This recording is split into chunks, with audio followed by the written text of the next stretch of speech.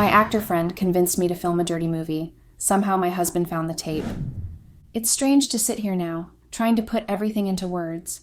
I never thought I'd be the type of person to have a story like this attached to my name. Yet here I am. I don't even know where to start, because every time I look back on how things unfolded, all I feel is regret. Regret for my choices, for how careless I was, and for how badly I ruined something that meant the world to me. For most of my adult life, I was a workaholic. Not in a cute, quirky way like some people like to claim about themselves, but in the real sense. My entire schedule revolved around my job. I'm a publicist, or was at least, and not just for anyone. I worked with actors and other kinds of celebrities, but mostly actors, just big-name people in Hollywood in general. That was my world for years. It was full of premieres, events, interviews, crisis management, endless phone calls and emails. I was always moving and juggling 100 things at once. It was exhausting, but I thrived on it. It gave me a sense of purpose. Then I met my husband Dale, and I don't know, things just changed. I changed too after meeting him. It happened on a night I almost didn't go out. A friend had invited me to dinner, and I'd been tempted to cancel because I was swamped with emails, trying to do damage control for one of my clients.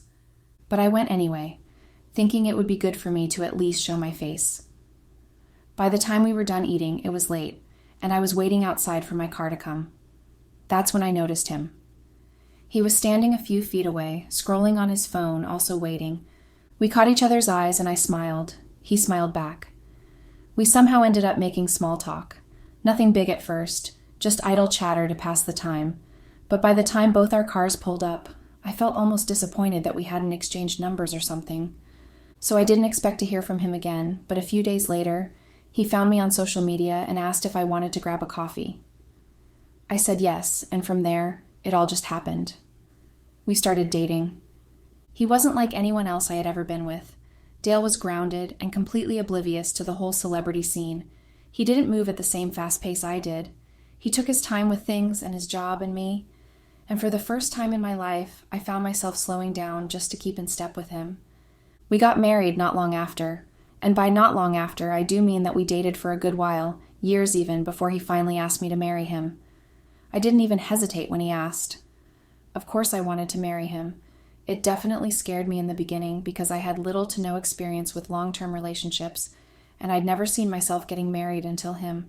But as the years passed, I became sure that he was the man I wanted to be with. Dale was everything I hadn't realized I needed. He's an architect, and his work has always been pretty flexible. Sometimes he'd work from home for days at a time, buried in plans and sketches, and other times he'd be out meeting with clients or visiting sites. But in those early years, most of his work was remote, and that gave us so much time together. That's what made me take a step back from the chaos of my career. I started pulling away from the endless travel and on-site events, shifting instead to remote work like Dale. I handled more emails and more behind-the-scenes management, less red carpet and late-night stress. At first it felt like a sacrifice, like I was losing a part of myself to be with him. But the more time I spent with him, the more worth it seemed. I still loved my work, still loved feeling like I was in the know about everything. But coming home and cooking together or sitting on the couch watching shows started to matter more to me. It was genuinely perfect. I had a husband I adored, a home I loved being in, and work that still kept me busy without consuming every ounce of energy I had. I honestly thought I'd figured it out, found that work-life balance other people were always chasing. But of course, life doesn't stay still, and we couldn't live in our little bubble forever. A few months ago, things changed when Dale started spending more time at the office. He shifted from mostly being at home to practically living at work. He'd always been dedicated, but this was different. He was chosen as the lead designer on a huge project, something that required his full attention. At first, I was proud of him. I knew how much he cared about his work, and I wanted him to succeed, obviously. But as the days went on, I started to feel the ugly side of things. He'd leave early in the morning and not come back until late, if at all. There were nights he stayed at the office entirely, sending me a quick text to let me know, but little else. I told myself not to take it personally, that it was just the nature of this project, that things would go back to normal eventually. But the truth is that it hurt. It hurt to come home to an empty house, or to text him something funny like I usually did, and get no reply until hours later, when the moment had already passed. It hurt to feel like the man who used to make me his priority barely had time for me anymore. To cope, I buried myself in work again. I took on more hands-on assignments, said yes to more things I might have declined before. I thought if I kept myself busy, I wouldn't notice that he was so absent or how quiet our life together had gotten. And for the most part, it worked. I went back to old habits. The long nights, endless calls, sometimes drinking with clients or friends until late just to avoid going home. Still, no matter how much I tried to fill the gaps, I couldn't ignore how sad it made me. I missed him. I missed us. And even though I pretended everything was fine, deep down, I knew things weren't the same anymore and that him always being away was damaging our marriage. Looking back, I don't want to make it sound like everything between me and Dale was falling apart, because that wouldn't be true. Things weren't great, sure, but they weren't terrible either. He wasn't cheating. He wasn't an asshole or indifferent. He was just far away. Busy, if you asked him. Focused on work in a way that left little left over for me. And plenty of wives dealt with that. Plenty of women had husbands who traveled all the time or worked insane hours, and they learned to live with it. I told myself I could do the same. Sometimes I even wondered if it was good for us. One of my friends had once said that Dale and I were borderline codependent, that we spent too much time together in the beginning, and that it wasn't healthy. I tended to take the things she said with a grain of salt, most times, seeing as she was a lifestyle coach and spiritual therapist. But after a while, I started to think that she was right, and maybe space was what we needed. I was really just telling myself anything to make myself feel better, and it didn't really work. And then things got even worse when I came home one night and he was gone. I had just gotten back from a dinner with colleagues, expecting the house to be quiet and Dale to be buried in work if he was even home at all. But when I walked in, it was quiet, yes, but something felt off. I looked around, and that was when I noticed that some of his usual work stuff that he always left in the living room, were gone. I didn't think much of that, but then I got upstairs and saw that other stuff was gone too, like his personal laptop, some clothes, and his ugly running shoes. I called him immediately, and when he answered, the noise in the background told me he wasn't anywhere near home.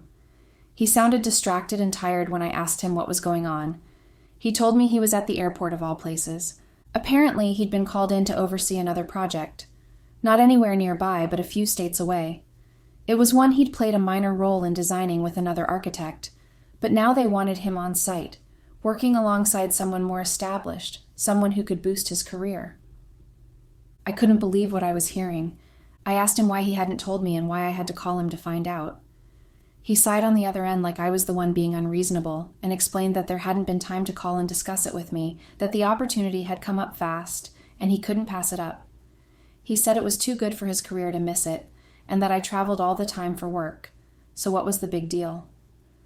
I held off from telling him that I hadn't traveled all over for work in years, and that his point was irrelevant, and instead asked him when he'd be back. That was when he hesitated, and then said he wasn't sure. That's when the fight started. It wasn't a screaming match, but it was heated. I asked him how he could just leave without even talking to me first, but he insisted that he didn't have the luxury to pause and check in when these kinds of opportunities came up. So I accused him of prioritizing his job over me. He shot back that I didn't understand what it was like to work an actual job, and wouldn't understand because all I did was prance around with barely talented actors. We went back and forth for a bit until he cut me off and told me that he couldn't keep arguing because his flight was boarding. Then he hung up. The days that followed were strained. We spoke on the phone, sure, but only in short, awkward ways. How are you? Fine. How's the project? Busy. Every call went the same way, like we were reading from some shitty script. Neither of us mentioned the fight. Neither of us tried to patch it up. The distance between us felt wider than the miles separating us, and every time we hung up, I felt worse. Being alone in that house with nothing but my thoughts was suffocating. So I did what I always did when I didn't want to think too hard. I distracted myself. I threw myself back into work and into long nights. I dove right back into the lifestyle I'd tried to step away from when I married Dale. I went out more, said yes to parties I would have skipped before, surrounded myself with people who constantly seemed down for anything. It worked for a while. I could go out and drink too much and pretend like everything was fine. It didn't even have to affect my work. It was fun being back in my old skin and catching up with people I used to hang out with. I liked it while it was happening, but then I'd go back to the house and be reminded of everything. That was how things were going for me each day until one night when I met someone. It was supposed to be just another party, a big one, thrown at some ridiculous house in the hills, full of A-listers and the usual crowd. I wasn't planning on staying long, but once I got there, I let myself get swept up in it, the music and the familiar chaos of it all. But then when I prepared to leave, I saw him, Javier. I hadn't seen him in years. Back when I was still deep in the PR grind and just starting out, he was one of my first clients. Back then, he was just starting out too, and he was one of those clients you never forgot. Not because he was difficult, but because he was the opposite. He was funny and charismatic. He always made the work feel just a little less like work. We'd lost touch after I shifted my career around marriage, but seeing him again that night felt like stepping into my past a bit. I didn't know then that running into him would ruin things for me, but now I do. Catching up with Javier at that party was strange at first, like running into someone from another life. He still had that same easy charm he'd always had, and it was really easy to fall back into step with him. We laughed about old stories and gossiped about people we both used to know. It was comforting slipping back into a space I hadn't realized I missed until I felt it again. Before I left, he asked if I'd want to come to another get-together. He said it wasn't really a party, but more of a listening party for a friend of his who was about to drop a new single. He promised it would be low-key. It was supposed to be nothing wild, just music, drinks, and some people hanging out and listening to some music. I hesitated because the truth was that we had a past. It wasn't some grand love story, but it wasn't meaningless either. Years back, when I was just starting my career and he was still hustling for minor roles, we'd had a thing. It wasn't official or defined. We just hung out, had sex, and kept each other company in between. Then, as he started gaining traction and my career started to demand more from me, we drifted apart. I wasn't heartbroken. Like I said, it wasn't that kind of relationship, but I'd be lying if I said that the connection wasn't real. Enough that we stayed friends for a while after. So that was what I thought about, and I wondered if going to his listening party was asking for trouble. But then I told myself it was harmless. It wasn't like I was sneaking around. It was just an old friend inviting me out, and God knew I could use the distraction. I didn't tell Dale. Things were still awkward between us. And while part of me wanted to say something just to prove I wasn't doing anything wrong, I knew better. Things were already rocky, and Dale knew of Javier. He knew there had been something there once, and it would only start another fight. So I kept it to myself. The listening party was fun in a casual way. It wasn't packed, just a mix of industry people and close friends. It was nice, but it was also sprinkled with a few weird moments. Like when someone asked how long we'd been together, and he didn't correct them or tell them that we weren't together.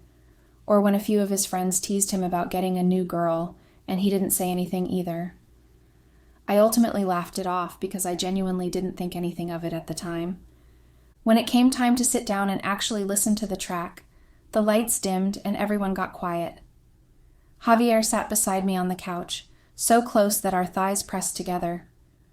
I was practically sitting in his lap, honestly. By the middle of the song, which was slow and romantic, his arm was around my waist. It was too familiar and too intimate, but I didn't move. I told myself it didn't mean anything. It just reminded me of old times, of when we were younger and less careful. After that night, the invitations kept coming. Drinks here, a casual dinner there with some of his friends. And when he asked for my new number, I gave it to him without thinking about it. Soon enough, we were texting and calling like no time had passed at all. It felt easy and natural. I told myself it was just rekindling an old friendship and reconnecting with someone who used to be very important to me. That excuse worked for a while, until it didn't. It was weeks later when Javier texted me out of the blue, saying he wanted to take me to dinner to celebrate a new role he'd landed. He'd been buzzing about auditions and callbacks in our earlier conversations, so it wasn't really a surprise. What was a surprise was what happened when I got there. I assumed it would be a group thing. Him, his team, maybe some of the friends I'd seen at the listening party. That was how these dinners usually worked.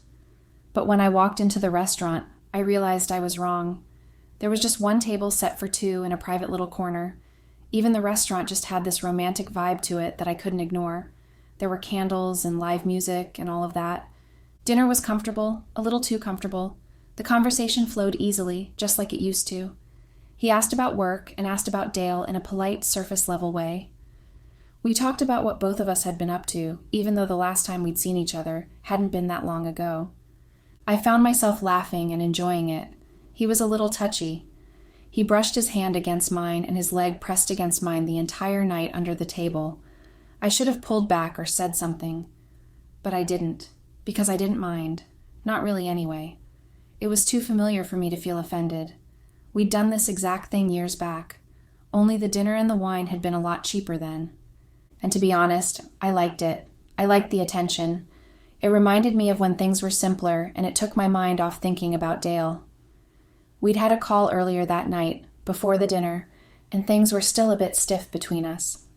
So when he asked if I wanted to come back to his place for a drink, I said yes, even though I kind of knew what I was walking into.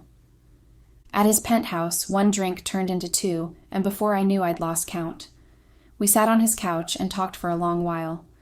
We were pretty close together, and the conversation became more flirtatious numerous times.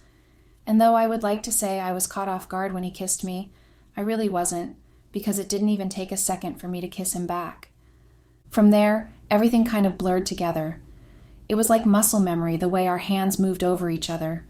We fell into his bed like no time had passed, like we were still those people from years ago, before marriages and careers and responsibilities.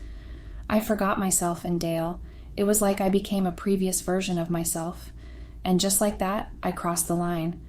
And that's the thing about crossing a line. Once you've done it, the next step doesn't feel as impossible. It sounds awful to admit, but after that night, everything else that followed was so much easier. Javier and I slipped back into the same dynamic we'd had before, only now we had to keep everything secret. We were careful, and that meant no obvious dinners or photos together. We only met at night and only ever at his place. If we went out, it was only when other people were around, so it looked casual and even professional. There was nothing suspicious about a publicist out with her actor friend. So that was how we carried on. Weeks turned into months, and it got to the point where I was talking to him more than my husband. It wasn't like I was ignoring Dale. It was just that I was now giving him the same energy he'd given me when he first left. I was a bit dismissive and distracted. Phone lit up with his name more than Dale's, and it didn't feel like guilt. Not really. It felt like payback for how he'd left me alone without a phone call, and then proceeded to act like I was bothering him on the phone. I told myself that I deserved my little nights with Javier, and that it was all fine anyway because it didn't mean anything. For a while, that worked. I convinced myself I'd end things before Dale got back, and that it would all stay a secret, something I could bury in the past. There was no proof, no trail. It would be like it never happened. And it would have played out that way if I hadn't gone and ruined things one night. It was another night at Javier's place. We'd been drinking, more than usual. We'd also smoked a bit and done some more intense substances. It had been years since I'd touched anything like that, so it hit me harder than I expected. I was all loose and giddy, totally reckless. That was when he brought up the idea of filming us while we had sex. A sex tape. At first I laughed. I thought he was joking. But when I saw he was serious, my smile faded. Every rational part of me was screaming at me to say no. It was stupid and dangerous. Something that could blow up in my face in ways I couldn't even begin to imagine. It wouldn't even affect him as much as it would me since I was a woman and also married. But I wasn't thinking like that at the time, or really thinking at all. But I was too far gone, too drunk and way too high. He promised me that no one would ever see it, and it would be just for us.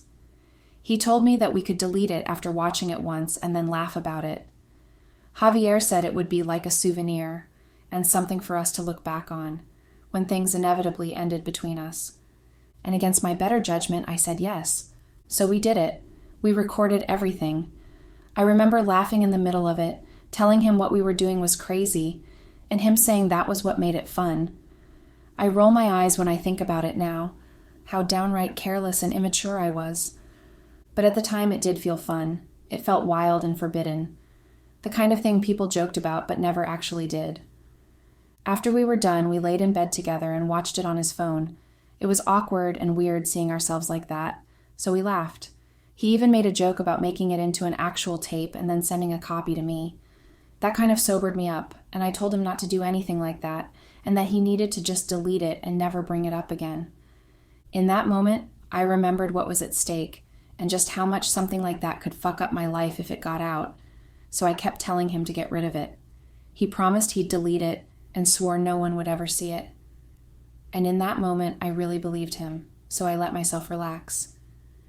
After that night, after the tape, I didn't think much about it again. I trusted that he would get rid of it, so I never really brought it up again. When I woke up the next morning, I barely even remembered half of what we'd done. I didn't double check. I didn't ask to confirm. I trusted him blindly and then went on with my life like an idiot. Javier and I slipped back into our routine after that. We weren't together constantly, but every week or two we'd meet up. We were still careful and always quiet. It was just the two of us and our secret for weeks. At home, though, things were different. Dale started to notice that I was acting strange. It was like we'd switched places. He started calling more, and he was the one who did most of the talking on the calls. He would ask if I was okay and why I seemed so distracted and tired. I would follow in his footsteps and blame it all on work. I'd brush him off most times and tell him anything but the truth. And most days he didn't press me for information, even though I could see that he was upset with my responses and that I was finally giving him a taste of his own medicine. Then one evening I got from Dale. He told me he was wrapping up the project and would be home in just a few weeks.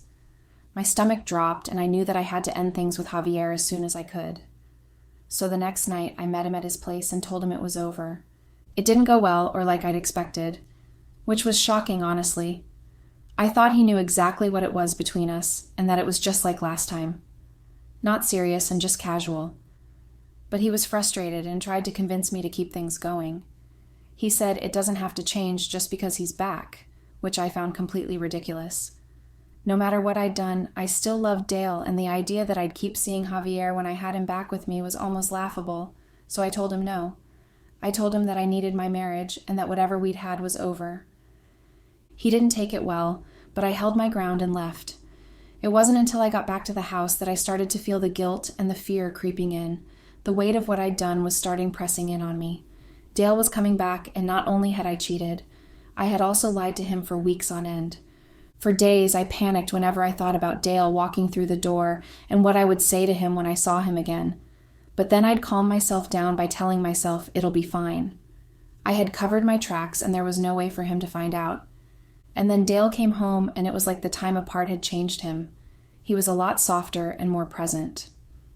That first night, he apologized for leaving so suddenly and not discussing it with me first. He also apologized for letting work take over everything and for how he'd sounded like an asshole on the phone. He had just been frustrated and caught up in work but didn't mean to take it out on me. He told me that he loved me and that it would never happen again. I didn't know how to respond. The guilt made my stomach turn, so I just smiled and I told him it was okay, that we could move forward now that he realized what he'd done and apologized for it. And for a while, we did. The weeks passed, and it almost felt like we were finding our way back to our normal. We ate dinner together again and even went out on weekends. We fell back into step. And we even struck a new balance, one where we were both still pretty involved with work, but also made time for each other. Every bit of it made me feel worse. I tried to push it down, tried to let myself believe that maybe this was our second chance, and that maybe what I'd done could stay buried forever. But my delusion was shattered one night. I came home late from a work dinner, and at first nothing seemed unusual. The house was quiet like it usually was. So I thought that Dale wasn't back yet or that he was working on some designs. But then I walked in and saw something on the table with a note beside it. It was just sitting there, and for a while I was confused, until I got closer and saw that it was a tape, like an actual DVD tape. I didn't even allow myself to think it could be what I suspected, and instead I just wondered why it was in the house and who could have brought it in. That was when I finally noticed Dale. He was sitting in the armchair across from it, just staring at it. I'm not even sure he had looked up when I had come in. His face was blank and his arms were folded together. The room was so quiet that it felt like I could hear my own heartbeat in my ears. My throat went dry, and for a second I thought about turning around and walking back out, pretending that I hadn't seen it and that none of it was real, because from the look on Dale's face, I knew that my fears were true. That trusting Javier was a mistake and that he hadn't deleted it. Instead, the sick asshole had made good on his plans to make it a tape and send it to me. There was no pretending. It was all real, and Dale knew. When he finally spoke, his voice was flat and low, and he had a tone I'd never heard before. Not when we'd fought or when he was upset with me. He didn't sound angry. He sounded like he was close to tears. He asked me what the hell was going on and emphasized that he wanted me to tell him the truth, all of it. And then, almost like he was begging, he asked me to tell him that the tape wasn't recent, that it was old and had been filmed before him and our marriage. He was hoping that somehow it wasn't what it looked like. But he already knew that it couldn't have been. He said only watched barely a minute of it because he couldn't stomach anymore, but it was enough because he recognized me and he recognized Javier. Again, he almost sounded like he was pleading with me when he told me to tell him that it was an old tape, something recorded when Javier and I first got together. He sounded desperate, and I knew that he was because we both knew the truth. He hadn't watched a minute, but it wouldn't take that long to see that the way I looked in the video was exactly how I looked now. We both knew that the tape was recent, and there was no hiding behind lies because Javier had made sure of that too. Beside the note that I assume came with it was still on the table.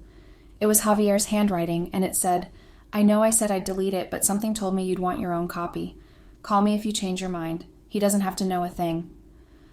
The first thing I felt when I read it was anger at how stupid Javier was to send something so incriminating to my house and then to damn me even further by adding a note to it. But all that was pushed to the side when Dale stood up. All I felt then was fear and guilt. I genuinely thought I would throw up my dinner right then and there. That was how disturbed I felt. I never thought that something like that would happen. I trusted Javier, so I never planned for what I would do or what I would say if Dale ever found out. So I just tried to explain and grab at whatever words I thought might soften what he'd seen. I knew there was no excusing what he'd seen, so I just told him the truth. I said he had been gone and that I was lonely and angry. I explained to him that I wasn't thinking clearly, and I had felt abandoned when he left me here and put work above me. But the more I talked, the more pathetic it sounded. I could see it on his face that he felt more irritated the more I spoke. Even I can admit that it felt like weak excuses, and that I was just grasping at anything. But still, I told him that Javier didn't mean anything, and that what I had with him wasn't serious. It didn't come close to what I had with him. He didn't yell or get really angry. He just sat there with this look that I'll never forget. He stared at me like I was a stranger, like he couldn't recognize me anymore.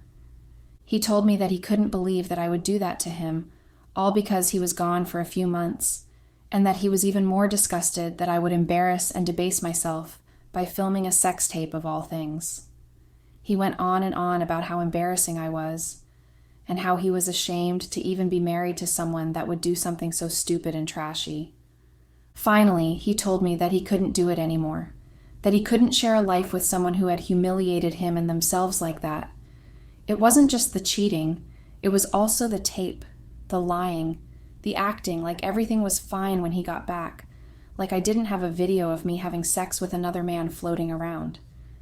And then, it was also how he'd found out.